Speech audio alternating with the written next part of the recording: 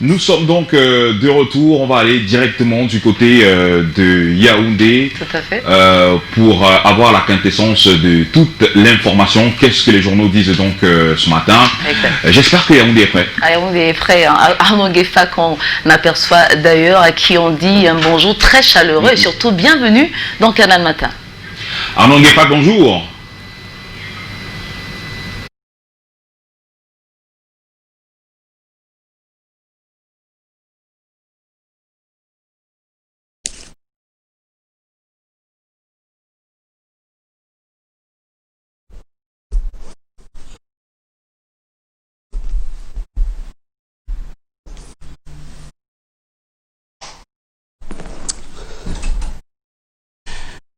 Bonjour Patricia, bonjour Figuil, pardonnez-moi, la technique nous a foutu quelques petites pannes, mais on est revenu mardi 5 janvier 2021, justement, voici la revue de presse, deuxième partie en direct de Yaoundé. Commençons par le quotidien gouvernemental Cameroun Tribune. Le journal nous informe ce matin parlant du traditionnel vœu au palais de l'unité que la cérémonie est annulée. Justement, à travers deux communiqués signés hier, le ministre directeur du cabinet civil Samuel Mvondo Aïlo a fait savoir que les cérémonies solennelles de présentation des vœux au président de la République et à la première dame Chantal Biya n'auront pas lieu cette année en respect des mesures de protection contre la pandémie Covid-19 battante, vous le savez. Le quotidien Mutation est sur la même ligne du palais de l'unité et justement en ligne de mire du journal et constate un vœu pieux. Comprenez donc le constat tombé opportunément ou inopportunément selon le journal. Il trouve donc une sorte de vérité pour parler de cette pandémie battante. La présentation des vœux du nouvel an au chef de l'État est annulé. Le président de la République le fait justement savoir par l'entremise de son ministre directeur de cabinet civil. Le journal de Georges-Alain Boyomo creuse ce matin pour comprendre le sens de cette cérémonie et l'impact de la déprogrammation justement. L'exercice de ce mardi laisse voir des poches de dépenses parfois qui n'ont aucun apport, plutôt sauvé. Une décision bien envoyée par Paul Biya, le président de la République. Paul Biya, dont le discours de fin d'année à la nation reste retentissant. Le journal Le Témoin offre ce matin la main tendue du chef de l'État à prendre. Le 31 décembre dernier, en effet, le chef de l'État s'est adressé à la nation comme à l'accoutumée. En une vingtaine de minutes, le président de la République a présenté la situation sanitaire, politique et économique du Cameroun, non sans évoquer le sport. Ce discours aura été une interpellation pour tous les Camerounais justement à participer à l'œuvre de la construction nationale. Le journal de Francis Bonga revient sur ces mots d'un chef d'État qui a tendu la main à saisir pour le bonheur de notre pays, le Cameroun. Le journal en outre nous annonce l'arrivée solennelle d'un homme à la tête du département du Fundi. Emmanuel Djigdem, écrit le journal, le nouveau préfet du département du Fundi prend officiellement fonction demain mercredi. Ce sera au cours d'une cérémonie présidée par le gouverneur de la région du centre, Nasseri Paul Beya, à l'hôtel de ville de Yaoundé. Du département du Fundi au département du Mungo, c'est là-bas dans le littoral. Là-bas, annonce le journal Le Quotidien dans sa parution de ce matin, Konsamba 3e projette sa mue. Sous l'impulsion Liton de son maire Eyedi Yvonne, la commune d'arrondissement de Konsamba 3e est résolument engagée à changer sa physionomie. Ceci grâce aux réalisations inscrites dans son projet de développement. C'est ainsi que le 30 décembre, à la suite de sa toute première session du conseil municipal Nyolok consacrée à l'examen et à l'adoption du budget 2021 de la dite commune, les conseillers municipaux, en adoptant le budget ont mis l'accent sur des projets orientés vers la santé, l'éducation, l'agriculture, avec un point d'honneur sur l'hygiène et la salubrité de cette partie de la ville. Plus de détails à lire dans les colonnes du journal Le Quotidien. D'une commune à une autre, les News nous amène à la mairie de Pouma. L'exécutif municipal là-bas, écrit le journal, a été installé dans une ferveur totale devant une assistante de grand jour. Le préfet du département de la Sanaga-Maritime a procédé le vendredi 11 décembre 2020 dernier à l'installation du nouvel exécutif municipal de la commune de Pouma. Une équipe qui promet de porter le développement de la contrée au cours du mandat qui commence pour que Pouma devienne une cité compétitive au niveau national. Les projets seront donc axés vers l'amélioration du bien-être des populations, leur éducation et surtout leur santé. Parlons de l'Église catholique orthodoxe. Dieu vient d'exaucer l'un de leurs vœux de fin d'année, celui que nous livre ce matin le journal Leader Presse, parution de ce mardi. La fraternité Sainte Famille de Nazareth, en effet, tient justement son décret présidentiel, écrit le journal. Le décret lui confère la légalité pour porter la parole de Dieu en terre camerounaise dans un contexte particulier, vous le savez, marqué par la recrudescence des mouvements religieux et surtout des églises dites de réveil qui ne portent pas toujours la vraie mission de Dieu.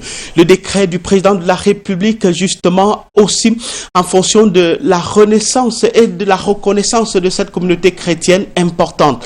Plus de détails à lire en page 5. De la santé, parlons-en avec le quotidien Réalité Plus. Le journal, justement, prend le sujet Covid-19 avec cette exclamation qui détonne vraiment: épargnez Manaouda de vos jalousies-là. En l'espace de 6 mois, l'ONU, l'OMS et le chef de l'État ont félicité le corps médical pour sa force de frappe contre la pandémie Covid-19. Ceux qui veulent le poste de Manaouda sont tambrousse et le saccage partout dans les journaux. Le journal n'y voit que de la jalousie. Heureusement que Dieu est avec lui, écrit le journal. L'hebdomadaire La Tribune de l'Afrique, justement, est aussi sur la même ligne de santé publique avec un homme, Mouktar Amadama, qui vient d'offrir une maternité aux populations de Ngawi. L'homme d'affaires de réputation internationale a défrayé la chronique mondaine dimanche 3 janvier 2021 dernier en retrocédant justement au district de santé de Ngaoui dans le département du Mbéré, une maternité construite et dotée d'un équipement de pointe. Mais l'éditorial de Faustin Djikam ce matin se plonge dans un jeu de mots, le droit de savoir et le droit et le devoir de savoir. C'est un jeu de mots qu'il prend ce matin pour parler de l'aube de cette année 2021. Nous voulons sacrifier au rituel de vœux pour souhaiter à tous nos lecteurs, écrit le journal, et partenaires donc, les meilleurs vœux de bonheur, de prospérité durant les 12 prochains mois, écrit le journal La Tribune d'Afrique en kiosque ce matin. Avec le journal Les Grands Débats, intéressons-nous à ce que le journal appelle ce matin le néocolonialisme vert. Un chercheur français, en effet, il dénonce le WWF, l'UNESCO et l'UICN.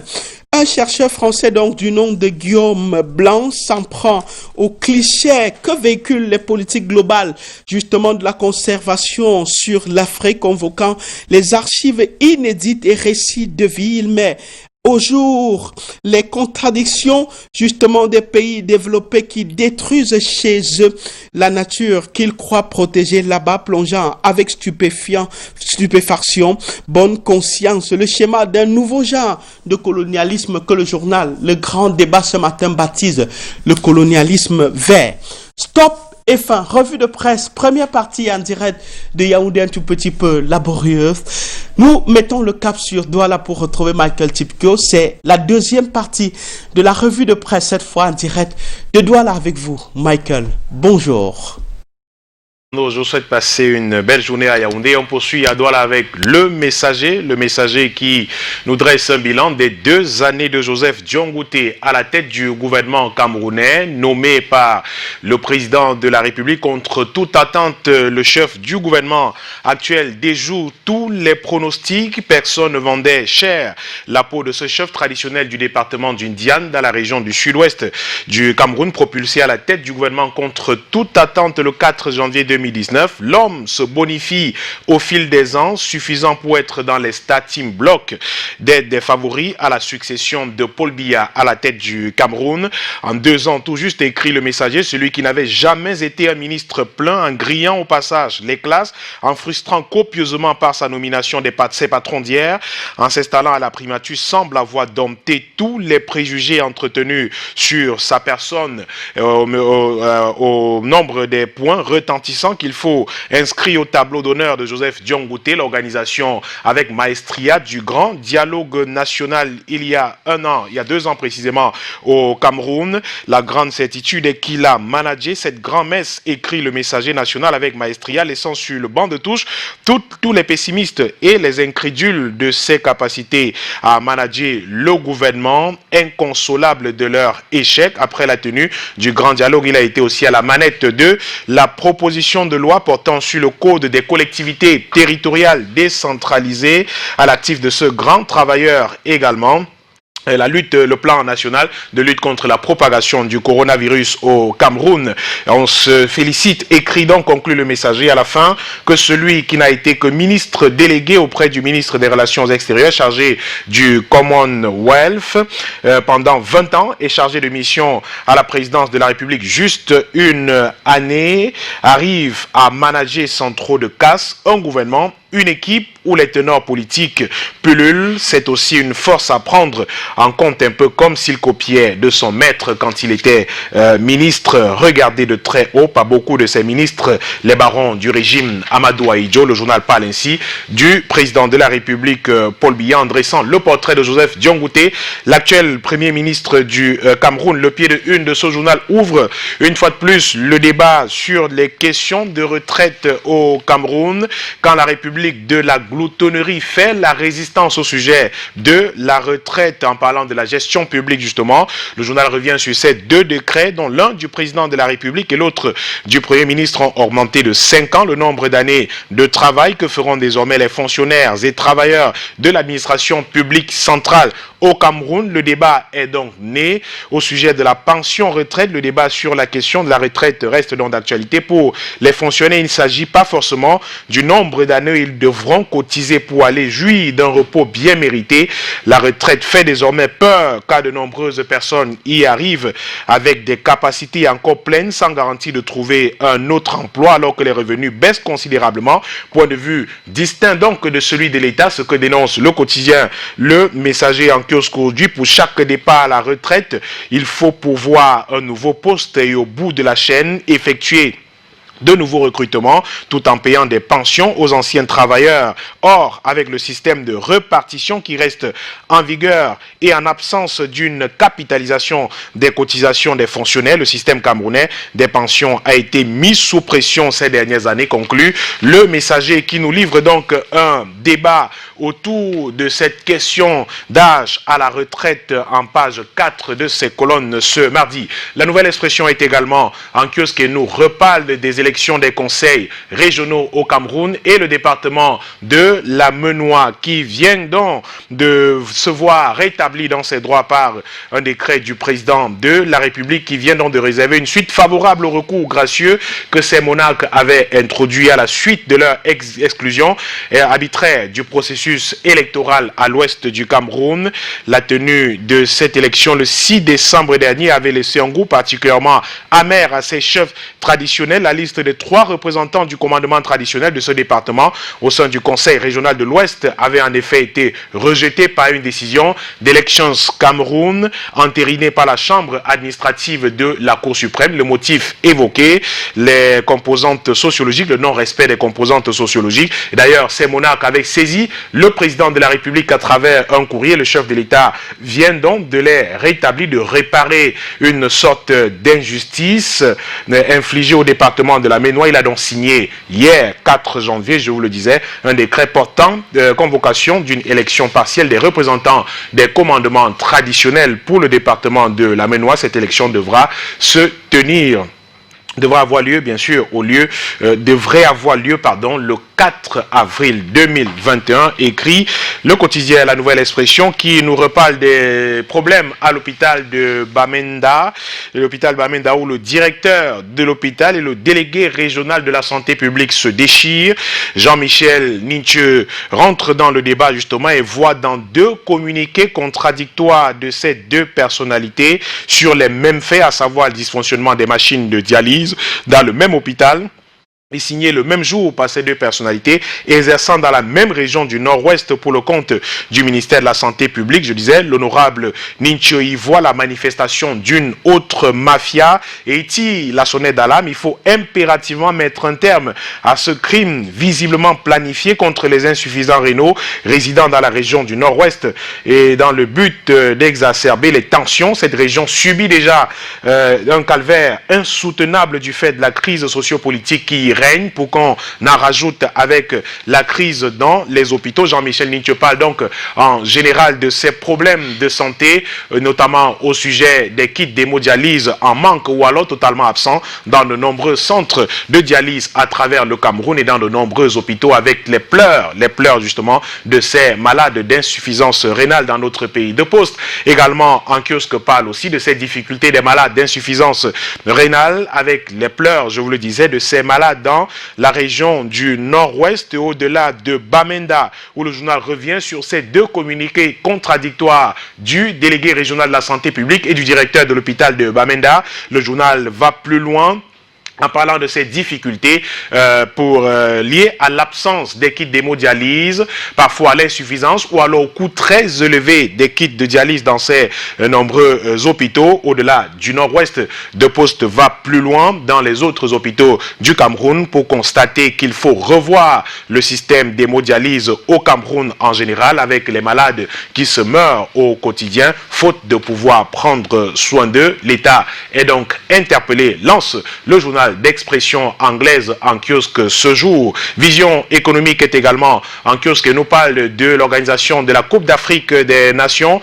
et du championnat d'Afrique des Nations dans notre pays. À peine 20 hôtels retenus pour accueillir ces compétitions, 20 hôtels seulement, aux normes de la Confédération africaine de football, constate ce journal. Le Cameroun compte pourtant plus de 1900 établissements hôteliers et sites touristiques. Malgré ce nombre impressionnant, à peine 20 hôtels parmi eux répondant aux normes de la CAF vont accueillir les équipes qualifiées pour le championnat d'Afrique des Nations et la Coupe d'Afrique des Nations 2022. La CAF a été donc très exigeante quant au respect des normes et standards internationaux dans les choix des hôtels qui doivent héberger les joueurs et l'encadrement technique. Sur la base des exigences de la CAF, le Cameroun a pu retenir moins de 20 hôtels sur l'ensemble du territoire national. À Douala, 5 établissements hôteliers seulement sur plus de 160 ont été retenus. C'est pratiquement le même nombre d'hôtels retenus à Yaoundé sur plus de 218. À Bafoussam, à Boya et Limbe, à peine 2 hôtels sont retenus sur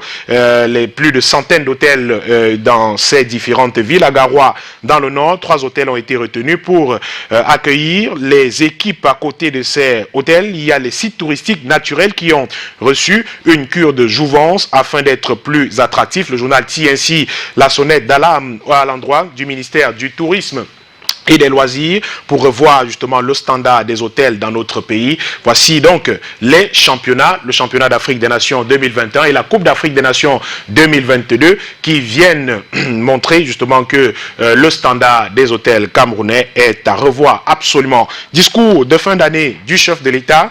Le journal Vision économique joue les prolongations ce matin et nous livre les 3 axes majeurs du message du président de la République. Paul Biya, s'adressant à ses compatriotes le 31 décembre dernier, les a invités à persévérer et à préserver d'ailleurs l'unité nationale et à se mobiliser pour l'émergence économique du pays.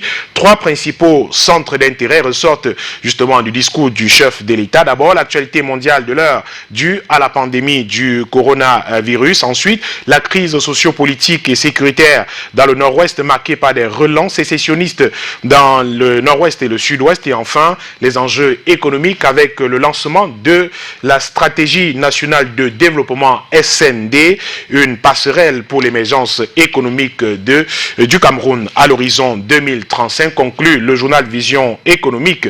Info Matin également en kiosque ce jour parle de cette sortie du chef de l'État, le président de la République, qui appelle à la responsabilité des pays qui hébergent jusqu'ici les commanditaires de la crise sociopolitique et sécuritaire dans le nord-ouest et du sud-ouest. Paul Biya, au cours de son adresse à la nation le 31 décembre, souhaite que les parrains de ces crimes confortablement et impunément installés dans les pays amis soient renvoyés au Cameroun afin qu'ils répondent de leurs actes devant les instances compétentes. Le journal nous propose l'intégralité du discours du président de la République à la nation le 31 décembre dernier. On termine avec cet autre hebdomadaire bilingue d'économie, performance en kiosque ce jour, qui nous parle de la Banque de développement des États de l'Afrique centrale qui collecte 100 milliards de francs CFA en moins de 10 jours. Le dynamisme du marché financier de l'Afrique centrale y est pour beaucoup, de l'argent qui devra servir justement au développement de ces pays de l'Afrique centrale. Plus de 100 milliards de francs CFA collectés donc en seulement 10 jours seulement. Le dynamisme de cette banque est salué par le journal Performance, l'hebdomadaire bilingue d'économie en kiosque ce mardi. Merci beaucoup Michael. Donc après l'actualité vue sur le plan local, un regard à l'international, toujours avec vous. Oui, on va se rendre à l'international, Patricia, et si ça vous convient, on commence par la République centrafricaine. République centrafricaine où les résultats provisoires des élections couplées législatives et présidentielles tenues le 27 décembre dernier, les résultats sont donc rendus publics depuis hier, résultats provisoires, et le site d'information de l'agence d'information Afrique centrale AC News qui nous donne ces nouvelles, nous parle d'un président, Faustin Archange Touadéra, qui remporte dans la présidentielle avec plus de 53% selon un document rendu public par l'Agence nationale des élections, document dont AC News a donc obtenu copie. Faustin Archange Touadéra a remporté le scrutin avec plus de 34 000 suffrages valablement exprimés, soit un pourcentage de 53,92% plus précisément. Le président élu est suivi d'Anissé Georges Doléguélé, l'opposant qui avait obtenu le soutien de François Bozizé. Lui, il arrive en deuxième position avec 21,1%. Martin Ziguélé, lui, occupe la troisième place avec 7,46%. Ces données provisoires du scrutin du 27 décembre dernier, pour ce qui est des présidentielles, seront confirmées par les résultats définitifs des élections le 19 janvier prochain lors d'une séance par la Cour constitutionnelle. Et le site de RFI nous parle aussi de ces élections avec des contestations qui sont déjà enregistrées dans le pays. L'opposition qui conteste les résultats provisoires de ces élections rendues publiques hier. Le président Touadéra qui a donc été élu, suivi d'Anissé Doléguélé, je vous le disais. L'opposition annonce déjà qu'elle saisira la Cour constitutionnelle et dénonce le manque de transparence et d'équité de ces élections, dont la moitié de l'électorat centrafricain a été privé en raison d'une nouvelle offensive rebelle en cours dans ce pays, écrit le site de Radio France Internationale. On reste avec RFI qui nous parle cette fois-ci de la République démocratique du Congo avec la pandémie du coronavirus et la rentrée scolaire qui a été finalement reportée, prévue ce mardi.